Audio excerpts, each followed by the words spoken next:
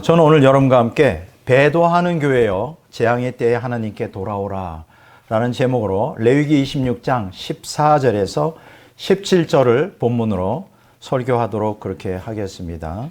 제가 본문 말씀을 읽겠습니다. 그러나 너희가 내게 청종하지 아니하여 이 모든 명령을 준행하지 아니하며 내 규례를 멸시하며 마음에 내 법도를 싫어하여 내 모든 계명을 준행하지 아니하며 내 언약을 배반할진대 내가 이같이 너희에게 행하리니 곧 내가 너희에게 놀라운 재앙을 내려 폐병과 열병으로 눈이 어둡고 생명이 쇠약하게 할 것이요 너희가 파종한 것은 헛되리니 너희의 대적이 그것을 먹을 것임이며 내가 너희를 치리니 너희가 너희의 대적에게 패할 것이요 너희를 미워하는 자가 너희를 다스릴 것이며 너희는 좇는 자가 없어도 도망하리라. 아멘. 자, 오늘 저는 배도하는 교회여 재앙의 때에 하나님께 돌아오라 라는 제목으로 설교하려고 합니다.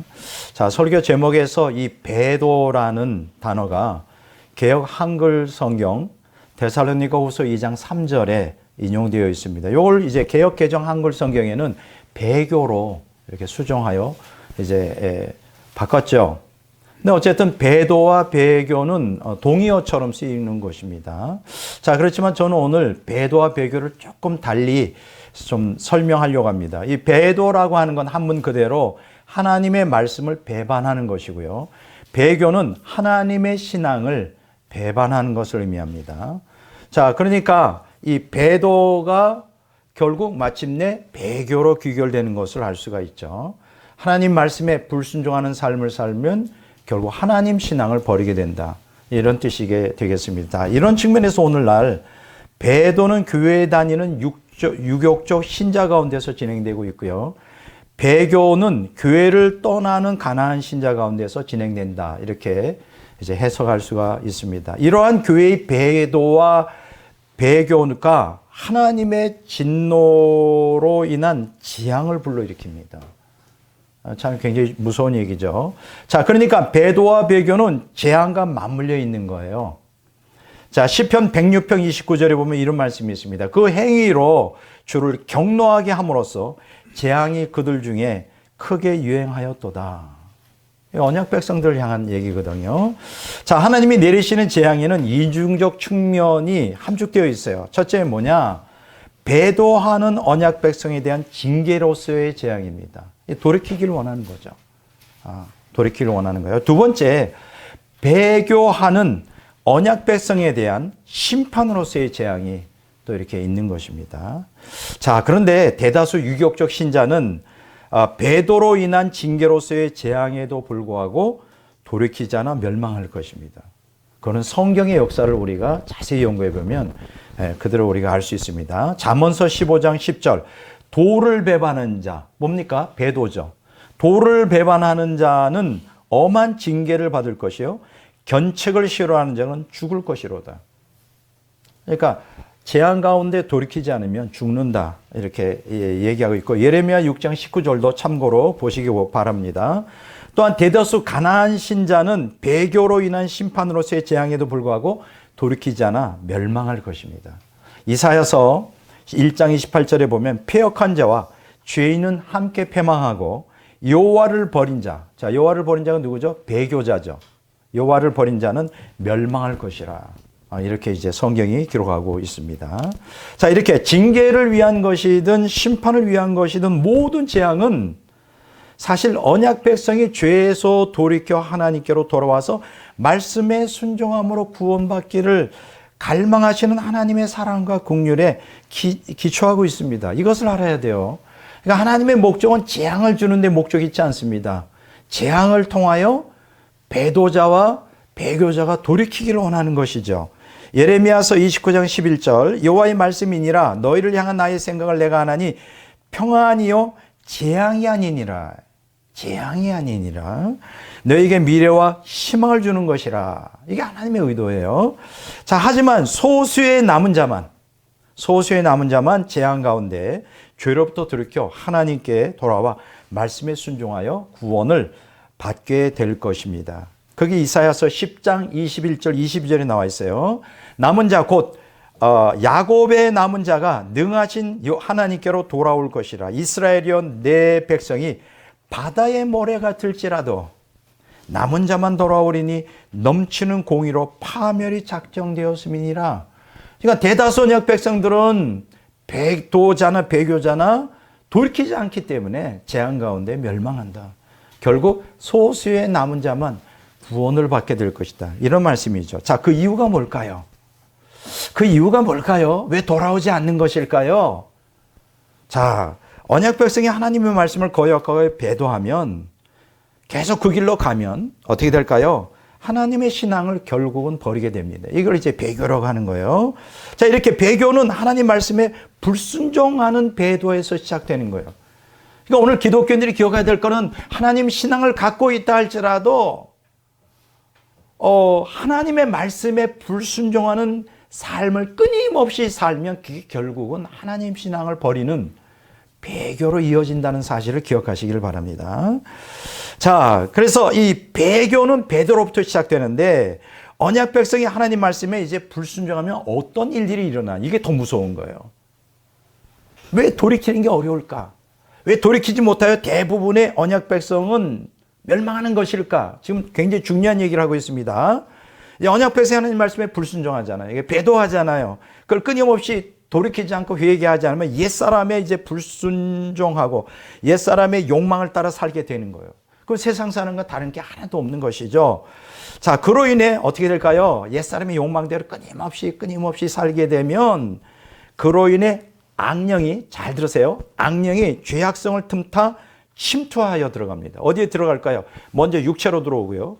그 다음 단계로 정신을 지배하고, 그 다음에 마음을 지배하고, 그 다음에 영혼까지 완전히 지배하여 어떻게 할까요? 견고한 진을 쌓게 되는 거예요. 이걸 우리가 영어로 fortress라고 그러죠. fortress. 이걸 요새라고 그러죠. 요새라는 거는 이거는 보통 이게 강하지가 않은 거예요. 그러니까 우리가 하나님 말씀에 순종하지 않는 삶이라는 이게 이렇게 그냥 흘려 넘어갈 게 아니라 이게 계속 그것이 쌓이면 악령이 우리를 전체를 지배해 버려요. fortress. 완전히 견고한 진으로 쳐요. 그러면 그때 돌이키는 게 어려워요. 돌이키는 게 쉽지 않습니다. 자, 그렇게 되면 어떻게 될까요? 언약 백성은 악령의 지배를 받게 됩니다. 그래서 끊임없이 고통 가운데 영혼의 육체의 평안이 없고 육체의 질병이 끊임없이 되어지고 뭐 모든 질병이 다 그런 것은 아니지만 어쨌든 악령의 지배를 받게 되고 그렇게 되면 어떻게 될까요? 속박을 당하게 돼요. 속박을 당하게 되면 어떻게 돼요? 결국 멸망하고 마는 거예요. 자, 다시 한번 설명합니다. 지금 얼마나 현대에 지금 이 악령의 역사들이 강한지, 언약 백성이 경제의 물질주의에 빠지고 정치의 이념주의에 빠지고 철학의 인본주의에 빠지고 문화의 감성주의에 몰입되고 종교의 혼합주의 등에 속박당하게 되면 어떻게 될까요? 육체와 정신과 마음과 영혼을 어떻게 될까요? 악령이 지배하게 되는 거예요. 그런 기독교인들이 상당히 많습니다. 오늘 기독교인들은 이 세상에 그게 이념이든 이데올로기든 그 무엇이든 그것을 초탈해 살아야 되는 거예요. 근데 내가 보니까 대다수 기독교인들이 그 세상 풍조에 이렇게 휘말려서 정치 사상에, 철학 사상에, 문화에, 뭐 이러한 그 경제에 세상 사는 것 똑같이 옛사람의 욕망을 따라 살기 때문에 지금 제가 볼 때는 대부분이 악령의 속박을 당하고 있어요. 진짜입니다. 자, 악령의 속박 때문에 어떻게 돼요? 결국 돌이키는 게 어려운 거예요. 자, 그런데 이 악령의 견고한 진을 파쇄할 수 있는 하나님의 유일한 도구가 하나 있어요. 그게 뭔지 아세요? 바로 재앙이에요. 바로 재앙만이 이 악령의 견고한 진을 파쇄할 수 있는 유일한 도구예요. 어떤 사람은 불 받으면 된다. 그것도 일시적인 문제예요. 어떤 사람은 은혜 받으면 된다. 그것도 일시적인 거예요. 최고로 좋은 도구가 재앙이에요. 그래서 하나님이 언약 백성에게 배도하고 배교하는 언약 백성에게 재앙을 내리는 거예요. 미워서 그러는 게 아니에요. 돌이키라고. 이해가 되시죠? 따라서 언약 백성을 죄에서 돌이키기 위해 하나님은 이제 재앙을 허락하신다. 이게 오늘 여러분들에게 드리는 그 핵심적인 메시지가 되겠습니다. 자, 오늘 설교 본문 레위기 26장 14절 17절은 베드로로 인해 배교하는 언약 백성들에 대한 하나님의 징계와 심판으로서의 재앙을 기록하고 있어요. 자, 본문은 하나님 말씀에 불순종하여 배도함으로 배교를 향해 가는 언약 백성을 다음과 같이 언급하고 있습니다. 레위기 26장 14절 15절에 보면 너희가 내게 청종치 아니하여 모든 이 모든 명령을 준행하지 아니하며 내 규례를 멸시하며 마음에 내 법도를 싫어하여 내 모든 계명을 준행하지 아니하며 내 언약을 배반할진대. 이게 뭐예요? 옛사람의 욕망에 따라 삶으로 말씀에 불순종하는 삶을 사는 언약 백성의 실상을 보여주죠. 오늘 어떻습니까? 대다수의 기독교인들이 다 그렇게 살고 있죠. 말씀 순종 안 합니다. 옛사람의 욕망대로 살아요. 자, 그러면 어떻게 될까요?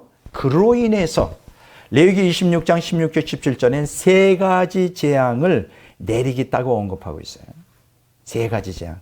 첫째가 뭐냐? 질병 재앙입니다. 레위기 26장 16절 전반부에 곧 내가 너희에게 놀라운 재앙을 내려 폐병과 열병으로 눈이 어둡고 생명이 쇠약하게 할 것이에요. 질병 재앙을 내린다. 두 번째 뭐냐? 경제 재앙입니다. 레위기 26장 16절 후반부에 너희가 파종한 것이 헛되리니 아무리 노력해도 다 헛되게 된다. 너희의 대적이 그것을 먹을 것이며. 우리가 파종해도 다 원수들이 다 가져간다. 셋째가 뭐냐? 그래도 말을 안 들을 때는 전쟁 재앙이에요. 레위기 26장 17절에 너희가 너희의 대적에게 패할 것이야. 여러분 이게 단계적으로 가속됩니다. 첫째 재앙은 질병 재앙, 두 번째 재앙은 경제 재앙, 그래도 말을 안 들으면 세 번째 재앙이 전쟁 재앙이에요. 이게 구약 성경 역사가 증명하며 인류 역사가 다 증명하고 있습니다. 자, 그런데 이러한 재앙에도 자, 이게 중요한 얘기 있어요. 언약 백성이 돌이키지 않으면 어떻게 될까? 가중 처벌이 돼요. 5단계를 거치면서 하나님의 징계와 심판의 강도가 더욱 혹독해질 것이라고 말씀하고 있어요. 자, 하나님은 언약 백성이 불순종할 때 그냥 포기하지 않으세요. 돌이켜야 되니까, 멸망할까 봐 계속 재앙을 가중한다. 한번 볼까요? 첫 번째 단계가 뭐냐? 지금 오늘 읽은 레위기 26장 14절에서 17절에 질병 재앙, 그 다음에 경제 재앙, 전쟁 재앙. 그래도 말을 안 듣잖아요. 두 번째 레위기 26장 18절에 내가 너희를 7배나 더 징벌하리라. 7배가 가중됩니다. 그래도 말 안 듣잖아요. 세 번째 레위기 26장 21절에 내가 너희에게 7배나 더 재앙을 내리라. 그래도 말 안 듣잖아요. 네 번째 레위기 26장 23절 24절에 너희를 7배나 더 치리라. 그래도 말 안 듣잖아요. 레위기 26장 27절 28절에 7배나 더 징벌하리라. 끊임없이 1단계, 2단계, 3단계, 4단계, 5단계로 가중해지는 거예요. 자, 그런데 여기서 중요한 게요. 이 마지막 5번째 단계의 재앙은 전쟁으로 끝나는 게 아니라 이 전쟁으로 완전히 이스라엘을 멸망시키겠다. 이스라엘 나라를 멸망시키겠다는 거예요. 그 레위기 26장 31절에 39절에 나옵니다. 자, 그러면 어떻게 될까요? 이스라엘이 말 안 들어서 멸망당하면 어떻게 될까요? 적국에 포로로 끌려가겠죠. 그럼 포로로 끌려간 사람들 가운데 이 고통 가운데 회개하여 돌이켜서 구원받는 사람들이 있어요. 이게 누구냐? 남은 자라는 거예요. 남은 자만 돌아오리라. 야, 그렇습니다. 이게 이제 레위기 26장 40절에서 46절에 나오는 내용입니다. 자, 그런데 보세요. 이거는 이제 이 레위기에 있는 이 말씀은 아직 가나안 땅에 들어가기 전에 모세가 경고의 말씀을 한 거예요. 순종하면 복을 받지만 불순종하면 저주를 받는다. 자, 근데 그게 어떻게 이루어졌을까요? 여러분 구약 성경의 아모스서 4장 6절에서 11절에 보면 이 아모스는 이제 BC 750년대의 사역자 북이스라엘에서 이제 사역을 했는데 4장 6절 11절에 보면 이런 말씀이 있어요. 하나님께서 이스라엘 백성들을 죄에서 돌이키기 위해 5번이나 재앙을 내리셨다 그랬어요. 타락한 이스라엘 백성, 언약의 말씀을 순종하지 않은 이스라엘 백성들을 돌이키기 위하여 어떻게? 죄에서 돌이키기 위해서 5번, 아까 5번 경고했죠. 가중처벌로 7배나 또 그 다음에 7배, 7배, 7배, 7배. 근데 5번 재앙 내렸는데 어떻게 했어요? 결과가 너희가 내게로 돌아오지 아니하였느니라. 돌아오지 않아요. 인간이 얼마나 완악한지 온갖 재앙에도 회개를 안 해요. 아까 왜 그런다 그랬어요? 말씀에 순종하지 않으면 계속 옛사람 욕망대로 살면 누가 역사한다? 악령에 속박을 하고 지배해버려요. 그때는 완전히 우리 의지도 뺏겨버려요. 이게 얼마나 무서운 건지 몰라요. 돌이키는 게 쉽지 않다니까. 5번이나 내가 너희가 내게로 돌아오지 아니하였느니라 5번이나 기록되어 있어요. 아모스 4장 6절, 8절, 9절, 10절, 11절 반복해서. 놀랍죠? 자, 이렇게 끝내 회개하지 않자 어떻게 됩니까? 자, 하나님이 이스라엘 멸망을 경고합니다. 아모스 4장 12절. 결국 아모스가 예언 사역한 지 30년 만에 BC 722년에 아수르에 의해 북이스라엘에서는 완전히 멸망하고 맙니다. 이게 역사적인 사실이에요. 하나님은 뻥을 하지 않으십니다. 하신 말씀대로 그대로 시행하시는 놀라운 참 두려운 하나님인 것을 알 수 있습니다. 자, 그러면 오늘 이 말씀을 기초로 해서 오늘 현대 교회에 적응을 해보도록 하겠어요. 자, 첫 번째, 포스트 모더니즘에 물든 교회. 오늘날 현대 교회가 포스트 모더니즘에 완전히 찌들어 있어요. 자, 18세기 모더니즘, 우리가 계몽주의라고 말하는 이 모더니즘이 인간의 이성을 진리 판단의 기준으로 삼았는데 20세기에 나타난 포스트 모더니즘은 인간 본성을 진리 판단의 기준으로 삼고 있어요. 인간 본성을. 자, 따라서 오늘날 포스트 모더니즘에 물든 교회는 하나님의 영광이 아닌 인간의 욕망을 충족시키는 것에 신앙생활에 목적을 두고 있어요. 잘 들어보세요. 그래서 마귀는 기독교인들의 옛사람 중심적 신앙을 발판 삼아 어떻게 되느냐. 몸과 혼과 영의 그 순서대로 장악해 가고 있는 거예요. 무서운 얘기입니다. 자, 이 세 운동, 몸과 혼과 영의 이 세 가지 이제 제가 운동, 이 몸과 혼과 영을 지배하는 이 세 가지 운동을 제가 얘기하겠는데 이 세 가지는 인간의 옛사람 숭배를 부추긴다는 거예요. 심지어 이들은 인간을 죄인으로 규정하는 복음주의 신학을 벌레 신학이라고 비난하고 있어요. 그 세 가지 운동이 뭘까요? 아마 여러분들은 제가 이게 뭔지를 말하면 그거 너무나 보편화되어 있고 대부분의 오늘날 포스트 모더니즘의 시대에 살고 있는 교회들이 다 그걸 따라가고 있었으니까. 첫째가 뭔지 알아요? 믿음 운동이에요. 믿음 운동. 1970년대에서 80년대에 주도하였던 것입니다. 요거 핵심이 뭐냐? 육적 욕구를 충족시키는 데 목적이 있어요. 자, 믿음 운동의 목적이 뭐냐? 마법적 신념을 통한 물질적 성공이 있으며 이것을 우리는 보통 흔히 번영신학이라고 일컫습니다. 예수 믿으면 건강하고 복을 받아요. 어디서 많이 들어본 것 같죠? 자, 이 믿음 운동에서 언급하는 하나님은 신념의 법칙에 따라 움직이는 마법의 지팡이에 불과해요. 아니면 알라딘이 요술 램프에 비볐을 때 나타나는 거인에 불과한 거예요. 자, 이러한 믿음 운동은 그럼 어디에서 나온 것이냐? 그게 성경적이냐? 아니에요. 충격적이게도 이 믿음 운동의 근원은 범신론자인 나폴레옹 힐이 만들어낸 거예요. 나폴레옹 힐. 1883년에 1970년에 죽었는데 이 사람이 그 유명한 거 신념의 마력 들어보셨죠? 신념의 마력. 이게 나폴레옹 힐이 만든 건데 이걸 누가 기독교로 끌어들였느냐? 노만 빈센트 필 박사가 기독교로 끌어들였어요. 이 사람은 기독교 목사거든요. 그래서 1970년대, 80년대 완전히 전 세계에 또 우리 한국에도 전 세계 기독교 신앙에 도입돼서 믿음 운동이 이제 교회를 망치는 몸을 침투하는 그렇게 됐었죠. 근데 여기서 끝나지가 않아요. 사람은 어떻게 해요? 육체적인 그 만족을 얻는다고 이제 우리가 끝나지 않죠. 혼적인 만족을 얻고 싶죠. 정서적이고 정신적이고. 그러니까 두 번째 운동이 일어나는데 이게 뭐냐? 내적 치유 운동이 일어납니다. 많이 들어보셨을 거예요. 1990년대에서 2000년대에 아주 주도했어요. 뭐 이런 거 안 하면 교회가 막 낙후된 것처럼. 이건 바로 혼적 욕구를 충족시키기 위한 마귀의 덫이었죠. 내적 치유 운동은 하나님의 영광이 아닌 인간의 행복에, 더욱이 영적 행복이 아닌 육적 행복에, 그리고 감정의 쓰레기 제거를 통한 새 사람의 환희가 아닌 감정의 응어리 해소를 통한 옛사람의 만족에 초점을 맞춰져 있어요. 자, 매우 심각한 문제는 죄를 상처로 해석하고 있다는 거예요. 죄를 상처로 해석하고 있어요. 자, 그런데요, 이 내적 치유 운동, 여러분 익숙하죠? 이 내적 치유 운동 안 하는 교회가 거의 없을 정도로. 근데 이 내적 치유 운동이 어디서 왔는지 알아요? 이게 빌레몬이라고 하는 악령의 사주를 받았던 칼 융, 많이 들어보셨을 거예요.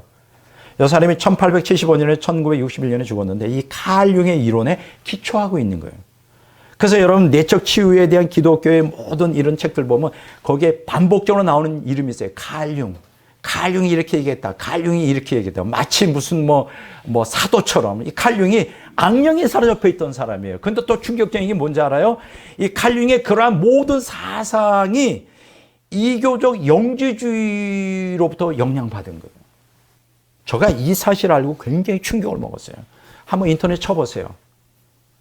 이교주의적인 영주주의, 이 사탄의 사상이 영주주의에서 나온 거예요. 이걸 갖다가 내적 치유 운동에서 그대로 적용해서 쓰고 있는 거예요. 무섭죠? 자, 세 번째, 사람이 육과 혼만 만족하면 안 되죠. 그 다음에 사람들이 궁극적으로 원하는 게요, 영혼의 평안을 원하죠. 자, 셋째, 그래서 일어나는 운동이 뭐냐? 영성 운동이에요. 영성 운동. 자, 이게 2010년대에서 2020년대에 전 개신교를 완전히 지배했었죠. 영적 욕구 충족의 목적을 두고 있습니다. 자, 영성 운동의 목적은 뭐죠?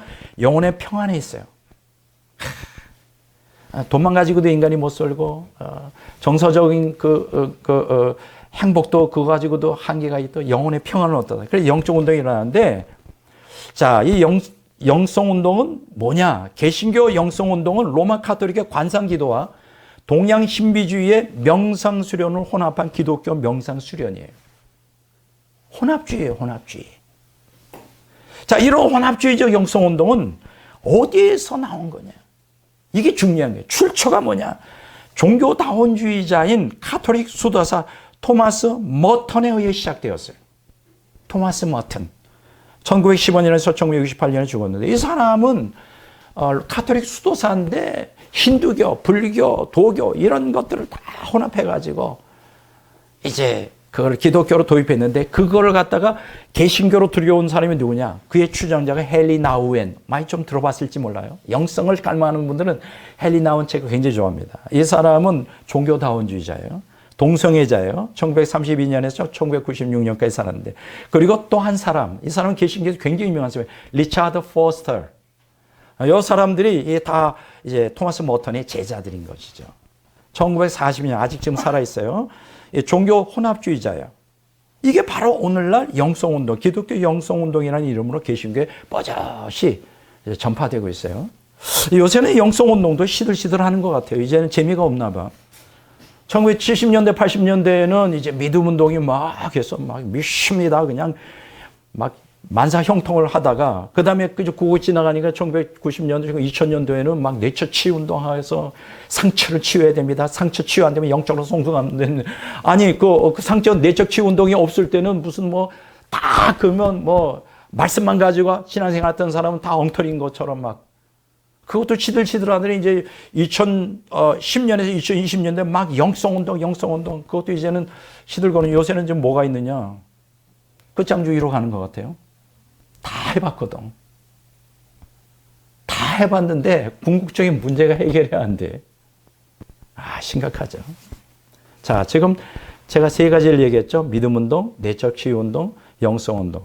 그 출처가 뭡니까? 이교주의, 사탄주의, 혼합주의, 종교다원주의, 다 그런 거죠, 다. 거기에 지금 그래서 포스트 모던 사상에 찌들어 있어요, 오늘 이런 게. 기독교인들이 다. 심각하죠. 제가 결정적인 걸 얘기하겠습니다. 두 번째. 지금 이런 모든 믿음운동, 내적 치유운동, 영성운동을 다 거치고 해봐도 이제 그 다음에는 이제 다 어떻게 돼요? 더 극단적으로 가고 있죠. 그게 뭡니까? 두 번째로 하나님께 반역하는 종말교회예요. 지금 오늘날은 어떤 현상이 일어나고 있느냐? 이제 하나님의 재앙을 불러일으키는 이제 끝 마무리에 와 있다. 기독교가. 자, 포스트 모더니즘에 물든 교회의 결정적 반역 행위가 두 가지가 있어요. 두 가지. 뭐 믿음 운동, 내적 치유 운동, 영성 운동도 이 반역이지만 이거보다 더 가중한 죄가 있는데 딱 두 가지가 있어요. 성경 두 가지를 기록하고 있는데 첫째는 뭐냐? 하나님 말씀을 배반한 배도의 징표가 있어요. 다시 말합니다. 하나님 말씀을 배반하는 배도의 징표가 뭡니까? 동성애예요. 동성애예요. 지금 기독교에서 동성애를 찬동하는 세력들이 급증하고 있습니다. 이걸 이렇게 되면 하나님은 더 이상 참지 않으셔요. 자, 두 번째, 하나님 신앙을 배반하는 배교의 증표가 뭔지 아십니까? 종교다원주의예요. 지금 동성애와 종교다원주의가 이제 하나님께 반역하는 종말교회로서 이제 하나님의 재앙을, 엄중한 재앙을 이제 쏟아지게 만드는 이러한 지금 결정적인 진노를 촉발하는 두 가지예요. 이것을 누가 얘기했느냐? 바울이 얘기했어요. 로마서 1장 18절에 32절에 보면 하나님의 진노에 대해서 하나님의 진노를 쏟아 유발하는 여러 죄들에 대해서 쭉 얘기하는데 여기서 대표적인 죄를 딱 두 가지를 딱 지적합니다. 첫째가 뭔지 알아요? 동성애예요. 로마서 8장 24절, 26절, 27절. 그리고 두 번째로 지적한 게 우상숭배예요. 로마서 1장 21절에서 23절, 25절에 규정되어 있어요. 딱 두 가지. 결정적으로. 이거는 하나님이 참을 수가 없는 거예요. 더 이상. 배도하고 배교하는 게 배도의 증거가 뭐냐? 동성애. 배교의 증거가 뭐냐? 종교다운주의. 하나님 버리는 거니까. 이로 인해 어떻게 될까요? 인류의 재앙이 임합니다. 결국 가장 혹독한 재앙의 때는 7년 대환란으로 이어질 겁니다. 제가 경고하는 거 아니에요. 7년 대환란. 인류 역사의 가장 고통스러운 7년 대환란. 마태복음 24장 21절에 나와 있어요. 이러한 환란의 때가 없었다 그랬어요. 왜냐하면 인류가 이렇게 동성애와 종교다원주의로 끝장을 나타내는 거예요. 근데 그 앞장이 누구냐? 교회가 그렇게 하고 있다. 자, 첫째, 교회의 배도의 결정적 증표인 동성애. 그래서 여러분들 동성애 찬동하면 안 됩니다. 동성애는 하나님의 창조 질서를 거스르는 범죄예요. 어떻게 남자와 남자가, 여자와 여자가 삽니까? 하나님은 번성하라고 그랬는데 그렇게 어떻게 가정이 이루어질 수 있어요? 자, 레위기 18장 22절 봅니다. 너는 여자와 동침한 같이 남자와 동침하지 말라. 이는 가증한 일이니라. 레위기 20장 13절 누구든지 여인과 동침하든 남자와 동침하면 둘 다 가증한 일을 행함인즉 반드시 죽일지니. 반드시 죽이라 그랬어요. 자, 고린도전서 6장 9절 10절 미혹을 받지 말라. 누구한테? 기독교인들에게. 탐색하는 자나 남색하는 자들은 하나님 나라를 유업으로 받지 못하리라. 하나님 나라를 유업으로 받지 못한다는 건 지옥 간다는 얘기죠. 그럼 여기서 탐색하는 자, 남색하는 자가 누구냐? 탐색이라고 하는 여기서 이제 탐색이라는 것은 동성연애하는 행위에서 남자가 수동적으로 여자 역할을 하는 것을 의미해요. 이걸 이제 전문 용어로는 바텀이라 그래요. 난 잘 모르겠지만. 여기서 남색이라는 건 동성연애하는 행위에서 남자가 능동적으로 그 남성 역할을 하는 걸 의미합니다. 이걸 탑이라 그래요. 이런 그 음란의 극치, 동성애, 이것 때문에 어떻게 해요? 이런 일들을 행하는 기독교인들은 다 지옥 간다. 대부분의 서구 교회는 충격적이게도 동성애를 인정하고 있어요. 심지어는 동성애 목회자도 인정하고 있어요. 기가 막힌 일이에요. 우리 한국도 조만간 동성애 합법화, 차별금지법이라는 그럴듯한 이름으로 지금 이걸 통과시키려고 그랬어요. 국회에. 목숨 걸고 반대해야 돼요. 왜냐하면 이 차별금지법, 동성애를 용납하는 차별금지법이 국회에서 통과돼서 법적으로 하잖아요. 목사가 여기에서 동성애 지적하면 감옥 갑니다. 벌금 뭐 몇천만 원씩 물고.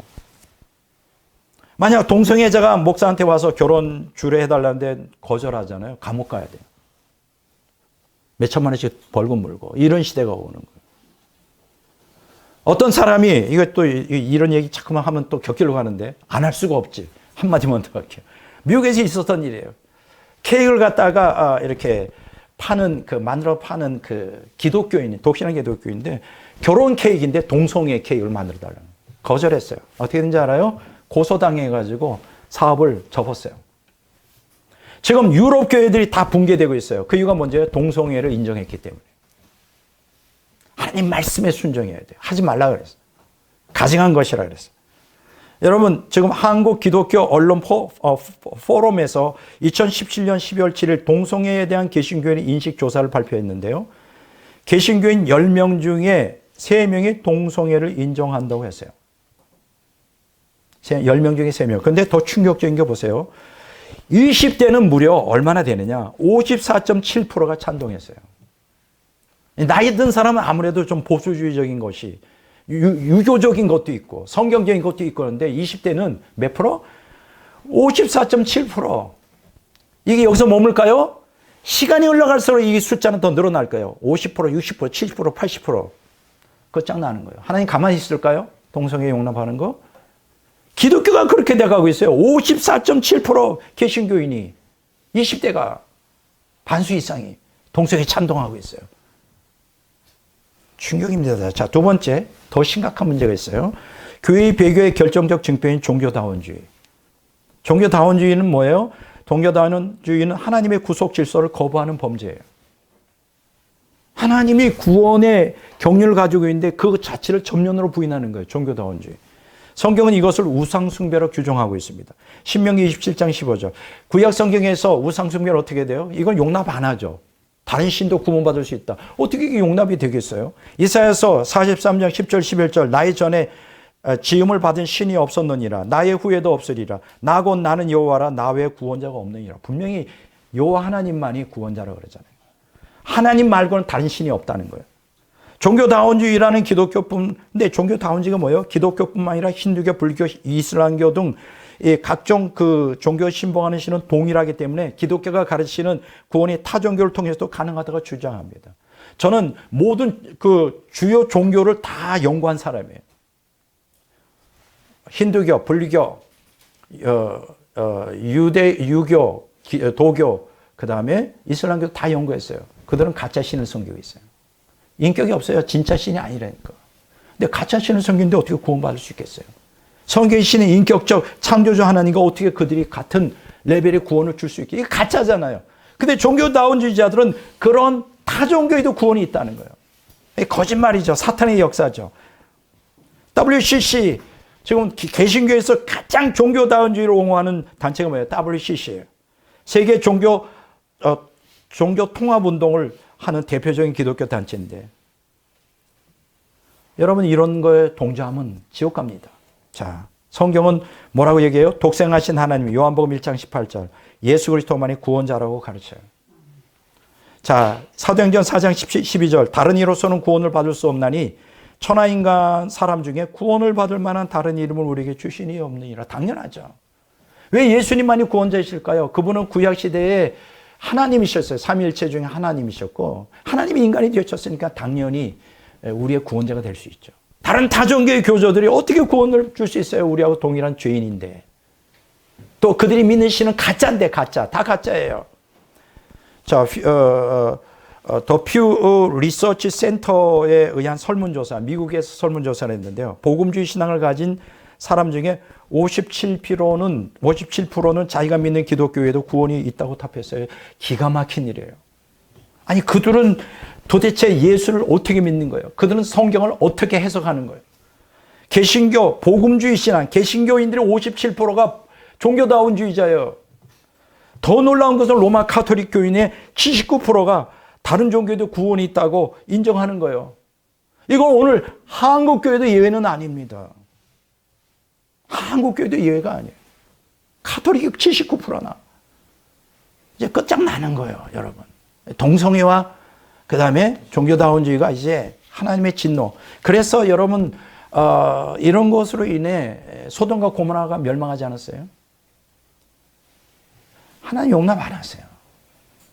이렇게 교회가 지금 타락하고 있는 것입니다. 자, 세 번째 마지막으로 자, 그러면 하나님이 이런 상황에서 그냥 어떻게 하느냐? 교회 각성을 위해 재앙의 때가 있을 거라는 거예요. 재앙을 허락하신. 돌이키게 하기 위해서. 근데 대부분 다 돌이키지 않고 멸망할 거예요. 소수의 남은 자만 돌이킬 거예요. 그래도 그들을 위하여 재앙을 허락하시는 거예요. 교회 각성을 위한 재앙의 때. 자, 모든 재앙의 근간을 이루는 게 뭘까요? 환경 재앙입니다. 자, 지난 수십 년간 환경 전문가들이 경고를 계속 해오고 있어요. 환경 재앙의 가속도가 붙고 있습니다. 제가 아주 귀한 책 한 권을 가지고 왔어요. 설명하자는 거 아니에요. 이게 뭐냐면 6도의 악몽이라고 하는 책이에요. 마크 라이너스. 벌써 오래전에 나온 건데 이게 1도부터 6도까지 그 온난화율이 점점 올라가면 6도가 되면 어떻게 되는지 알아요? 지구 전체 생물의 90%가 멸종합니다. 무섭죠? 여러분 1도만 올라가도 지금 여러분 하나 예를 들겠어요. 동해에 명태가 다 사라졌죠. 1도가 올라가서 사라진 거예요. 위쪽으로 다 간 거예요. 그만큼 민감한 겁니다. 이 생태계가. 그럼 지금 현재 지구 온도는 몇 도일까요? 1.5도 내지 2도까지 올라가고 있어요. 내가 생각할 때는 1.5도라고 한 게 벌써 10년 전인데 지금은 1.7도, 8도 되지 않을까? 이제 조만간 2도로까지 올라갑니다. 조만간. 그러면 이 책에 읽어보면 어떻게 나오냐면 2도 정도 되면 이 지구 생태계가 지옥으로 변할 것이다. 우리 잘 모르죠? 전문가들이 그렇게 경고하고 있어요. 근데 지금 보니까 2024년 4월 17일, 지금으로부터 며칠 안 됐어요. 여러분 뉴스에 계속 뜨고 있습니다. 여러분 그 아랍에미레이트의 그 최고의 도시 두바이가 홍수가 나서 도시가 잠겨버렸어요. 그 어느 정도 홍수가 나냐면 1년치 비가 100mm밖에 안 나와요. 100mm. 1년 내내 와봐야 100mm인데 사막인데 얼마나 왔는지 알아요? 며칠 동안?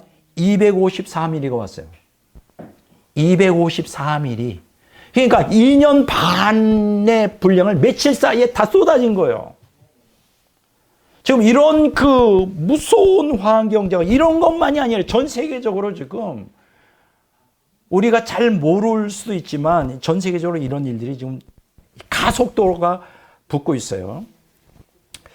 자, 그래서 오늘 환경 재앙이 이렇게 앞으로 가속화되는데 포스트 모더니즘에 물들어 있는 교회를 깨기 위해 하나님께서 대한민국의 3대 재앙이 닥쳐올 겁니다. 저는 예언자는 아닙니다. 지금 전문가들의 얘기를 제가 그대로 얘기해요. 첫째가 뭐냐? 질병 재앙입니다. 여러분 혹시 역사를 공부해 본 분들은 알지만 1347년에 시작돼 1351년까지 5년 동안 유럽을 휩쓸었던 흑사병으로 당시 몇 명이 죽었는 줄 아세요? 유럽 인구의 30% 내지 50%. 그러니까 그때 7,500만이 죽었다 그래요. 30% 내지 50%가 죽었어요. 어마어마한 무서운 거죠. 흑사병. 자, 한편 여러분들도 잘 알지만 우리는 지난 3년 동안 코로나19를 직접 우리가 경험하여 그 피해를 겪은 사람들이죠. 이 코로나19로 인해서 지금 전 세계 경제가 흔들흔들거리고 우리 지금 대한민국은 뭐 경제가 나쁘다, 물가가 올랐다, 이거는 아무것도 아니에요. 우리 한국 사람들은 좀 너무 좀 극단적인 것 같아요. 영국 같은 데는 거의 물가가 배예요, 배. 더블이라고 더블. 우리 한국에서 이 물가가 더블하면 대통령 벌써 탄핵하고 하야 끝났을 거예요. 더블이라고 더블. 우리나라는 물가 이게 올라간 것도 아닌데 난리잖아요. 근데 어쨌든 이 코로나19가 얼마나 심각한 후유증을 줬는지 이제 거의 종식 단계에 있죠. 안심하지 마세요. 서울대 의대 감염내과 오명돈 교수가 이런 얘기했어요. 앞으로 팬데믹이 안 올 리가 없다. 반드시 온다는 거예요. 근데 이 전문가들은 뭘 예언하느냐. 그 전염병들이 또 오는데 더 중요한 거는 코로나19보다 더 무서운 질병이 온다는 거예요. 근데 더 무서운 거는 이 발병 주기가 더 점점 짧아진다는 거예요. 이 얘기는 뭐냐? 질병 재앙이 가속도가 붙고 있다는 거예요. 자, 한번 볼까요? 신종플루라고 저도 그때 그 사건을 기억하는데 2009년 3월 달에 발병했는데 몇 년 그것 때문에 막 뒤집어졌죠. 한국의 신종포로. 메르스 그 다음 질병인 메르스가 나타날 때까지 몇 년이 지난지 알아요? 6년이 텀이 있어요. 6년. 그 다음에 2015년 5월에 메르스가 터졌죠. 이것도 난리가 났었죠. 2015년 5월 달에. 그 메르스가 터진 다음에 코로나19까지 몇 년이 걸렸는지 아세요? 4년이에요. 이번에 코로나가 언제 터졌죠? 2019년 12월 달 중국에서 터졌어요. 그리고 지금 이제 거의 종식 단계에 와 있어요. 그러면 이 코로나보다 더 무서운 질병이 언제 올까요? 저는 전문가가 아닌데 전문가는 이거보다 더 단축될 것이다. 그런데 뭐예요? 6년, 4년, 아마 2년 후에 또 올지 몰라요. 이거보다 더 무서운 질병이. 이렇게 지금 이 질병 재앙이 점점 그 폭이 짧아지고 가속화되고 있다. 준비하셔야 돼요. 자, 두 번째, 경제 재앙이 옵니다. 경제 전문가들은 대한민국의 IMF와 비교할 수 없을 정도의 경제 위기가 곧 닥칠 거라고 지금 2년 전부터 끊임없이 경고하고 있어요. 저는 경제 전문가가 아니잖아요. 근데 그들은 전문가인데 경고하고 있어요. 자, 작년이에요. 2023년 10월 5일 미국 폭스 비즈니스가 2020년 팬데믹, 그러니까 코로나19로 미국 정부가 어떻게 돼요? 돈을 막 풀었잖아요. 돈을 막 풀어가지고 화폐 발행을 해가지고 막대한 돈이 집필돼서 어떻게 돼요? 인플레이션이 막 커진 거예요. 돈이 많이 풀리면 인플레이션이 일어나죠. 자, 이로 인해서 이게 지금 막 돈을 풀어버리면 돈 가치가 떨어지면서 인플레이션이 일어나는데 이 사람들이 뭐라고 경고했느냐. 2024년 올해 2024년에 대공황 이후로 볼 수 없었던 경제 위기에 직면할 것이다. 미국이. 여러분 미국에서 재채기를 하면 우리 다 몸살 알아요. 우리. 그 정도로 미국의 경제 위기는 전 세계 파급하는 효과가 어마무시해요. 지금 전문가들은 두려워 떨고 있어요. 미국에서 터질까 봐. 우린 모르잖아요. 세상에 잘 돌아가고 있는 줄 알지. 이게 터질까 봐 두려워요. 근데 또 한 가지 무서운 경고를 합니다. 더 심각한 게 있어요. 그게 어딘지 아세요? 중국발 경제 위기입니다. 중국발 경제 위기. 지금 미국에서 중국에 대해서 경제 제재를 계속하고 있잖아요. 그래서 모든 원래는 중국이 전 세계의 공장이라고 불렀었잖아요. 근데 경제 제재를 하면서 다 거대 공장들이 빠져나가면서 지금 어떤 상태에 있느냐. 중국의 부동산이 중국 경제를 받치고 있는데 부동산 몰락으로 인해서 지금 중국의 빈 아파트만 1억 3천 채가 된다고 합니다. 1억 3천 채. 빈집이에요. 여러분, 중국이 지금 경제적으로 몰락하고 있어요. 제 얘기가 아니에요. 전문가들이 다 이구동성에 큰일 난 거예요. 몰락하면 어떻게 될까요? 우리도 같이 붕괴하는 거예요. 세계 경제가 다 미국 위기, 경제 위기, 중국이 붕괴돼 경제 몰락하는 거예요. 전 세계 금융 위기의 원인으로 작용하고 우리가 이렇게 지금 불안한 상태에 살고 있어요. 세 번째요. 이거는 이제 결정적인 거예요. 정말 결정적인 거. 전쟁 재앙이에요. 뭐 여러분들이 다 잘 아세요. 우크라이나와 러시아의 전쟁. 계속 지금 금방 안 끝나고 있죠. 앞으로도 계속 될지 몰라요. 이스라엘과 하마스 및 이란과의 전쟁이 또 벌어지고 있죠. 그런데요, 가장 심각한 게 뭔지 알아요? 지금 얘기하려는 그 전쟁은 지금 언급한 전쟁과 비교가 안 될 정도로 위험한 거예요. 그게 뭔지 아십니까? 바로 중국과 대만이 전쟁을 벌인다는 거예요. 세계 군사 정보 기관들이 2027년에 중국이 반드시, 여기 반드시라 그랬어요. 반드시 대만과 전쟁을 일으킬 거라고 예언했어요. 물론 이 문제에 대해서는 제가 자세히 시간이 없기 때문에 설명 안 하겠지만 제가 요새 읽고 있는 책이 바로 이 책이에요. 이미 시작된 전쟁. 북한은 왜 전쟁을 일으킬 수밖에 없는가. 이 책을 이철이라는 분이 썼는데 이분은 경제 전문가고 중국에 30년 동안 거기서 교수 생활했던 한국 사람이에요. 30년 동안. 그래서 지금 이분이 뭐를 예고하겠냐? 전쟁은 시작됐다. 누구? 중국과 대만의 전쟁이 시작되었다. 이런 책들 좀 읽어보셔야 돼요. 이 책을 읽어보면 중국과 대만의 전쟁은 피할 수가 없어요. 반드시 일어나게 돼 있어요. 이게 제 얘기가 아닙니다. 뭐 내가 반드시 일어난다. 그럼 당신은 뭐야? 전문가야? 아니요, 저는 아니에요. 이 사람들이 그렇게 얘기하는데 저도 거기에 동의합니다.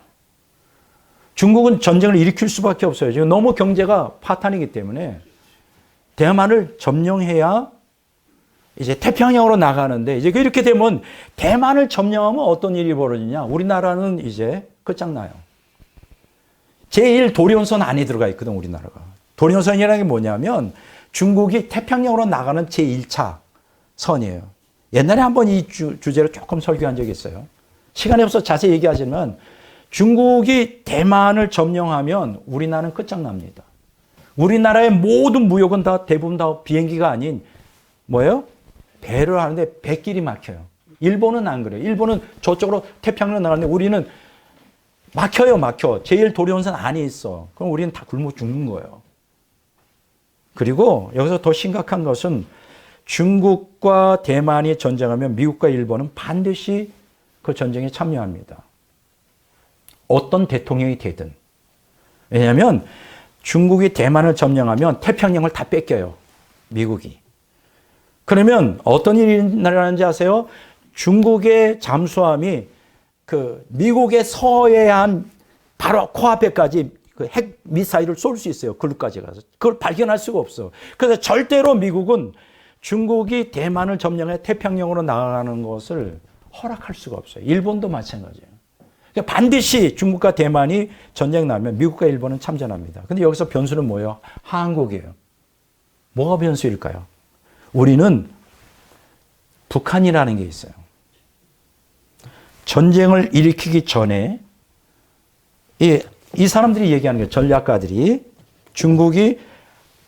대한민국이 중국과 대만의 전쟁에 참여할까 봐 발을 묶기 위해서 대중국이 북한을 사주하여 전쟁을 일으킬 것이다. 거의 틀림없습니다. 그래서 제가 예상하기로는 대한민국은 북한과의 전쟁을 피할 수 없습니다. 몇 년? 앞으로 3년 남았어요. 물론 하나님의 은총으로 전쟁이 안 일어나면 좋겠지만 지금 지정학적으로 지금 군사 정치학적으로 이거는 필연적으로 그렇게 될 수밖에 없는 상황에 몰려 있어요. 근데 오늘 대한민국 사람이 모르죠. 우리는 전쟁 안 일어나고 있으니까 준비하셔야 돼요. 자, 대한민국 건국 이래 전면전은 아니라도 국지전이라도 일어날 건데 우리가 그동안 해방 이후에 건국 이래 우리가 경험했던 국지전 중에 최악의 국지전이 일어날 거예요. 뭐 제가 예상하기로는 그 서해안에 있죠? 저기 섬들. 어디죠? 백령도 뭐 이런데 그걸 다 점령하려고 할지 몰라요. 두 번째 예상되는 시나리오는 경기 북부 쪽에 포탄이 날아올 거예요. 수없이. 자, 이렇게 되면 큰 국지전이 벌어져서 우리도 거기에 마땅해야 되죠. 근데 이게 잘못하면 뭐로 바뀔까? 국지전이 전면전으로 바뀔 수가 있어요. 제가 왜 이 얘기를 하느냐? 겁주려고 하는 게 아니에요. 팩트를 얘기하는 거예요. 기도하시라고. 그러면 왜 하나님께서 질병재앙, 경제재앙, 전제재앙을 우리 대한민국에 허락하시려는 이유가 뭘까요? 너무나 교회가 타락했어. 포스트 모던 사상에. 배도와 배교가 극에 달하고 있어. 동성애와 종교다원주의로. 깨우기를 원하시는 거예요. 돌이키라고. 이해가 되셔요? 이제 결론을 얘기합니다. 이 세상에 인간의 죄로 인한 하나님의 진노로서 재앙에 떨어지면 그것은 불신자보다 신자인 기독교인들의 배도와 배교 때문이라고 저는 믿어요. 이 나라의 질병재앙, 경제재앙, 전제재앙이 그 원인은 이 세상 사람들이 아니에요. 그 사람들이 뭘 합니까? 기독교인이 책임이 있다고 나는 생각을 해요. 왜냐하면 기독교인은 세상의 빛과 소금의 사명을 갖고 있잖아요. 너희는 세상의 빛이라. 너희는 세상의 소금이라. 마태복음 5장 13절 16절. 즉 영적으로 어두운 세상을 비추는 진리의 빛을 교회가 발해야 되는 거예요. 진리의 빛. 근데 오늘날 교회가 진리의 빛을 발하고 있나요? 대부분 다 타락했죠. 세상 사람보다 더해. 영적으로 타락한 세상을 소금처럼 썩지 않게 거룩을 교회가 행해야 되는데 교회가 소금 역할을 못해. 같이 썩어가지고. 그래서 이 부패하는 이 썩어 문드러지는 이 냄새가, 영적인 냄새가 진동하고 있대요, 대한민국에. 왜? 교회가 죽어가고 있기 때문에. 저는 그렇게 평가합니다. 포스트 모던 시대의 배도와 배교를 향해 치닫고 있는 교회를 영적으로 각성시키기 위해 하나님이 이 땅에 큰 재앙을 내리실 거예요. 제가 겁주는 거 아니에요. 두고 보면 아십니다. 질병재앙, 경제재앙, 전쟁재앙의 쓰나미가 대한민국에 몰려오고 있어요. 제가 볼 때 포스트 모더니즘으로 선과 악을 분별할 판단력이 상실되어 이성 없는 짐승처럼 본능을 따르는, 그 유대야서 1장 10절에 있죠. 지금 대한민국의 사회와 정치, 제가 평가할 때 저도 꽤 인생을 살아봤는데 지금처럼 대한민국 사회와 정치가 선과 악을 분별할 판단력이 상실돼 이성 없는 짐승처럼 본능대로 살아가는 국민들이 다수를 차지하고 있어요. 이런 대한민국을 제가 생각하면 그냥 나오는 게 눈물밖에 없어요, 제가. 너무 슬프고 너무 고통스럽습니다. 그게 현실이에요. 근데 제가 어떻게 할 수가 없어요. 제가 할 수 있는 건 기도밖에 없습니다. 여러분도 기도하셔야 돼요. 네. 그럼 이렇게 선과 악을 분별할 판단력이 상실되어 이성 없는 짐승처럼 본능을 따라 사는 대한민국의 사회와 정치, 누구 책임이냐?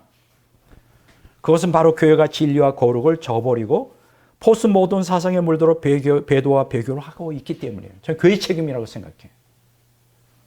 기독교인들이 깨어 있다면, 기독교인들이 진리를 따라 살고 거룩한 삶을 살며 이 사회에 선한 영향을 끼쳤다면 이 정도까지 대한민국이 끝장을 향하여 가고 있지는 않아요.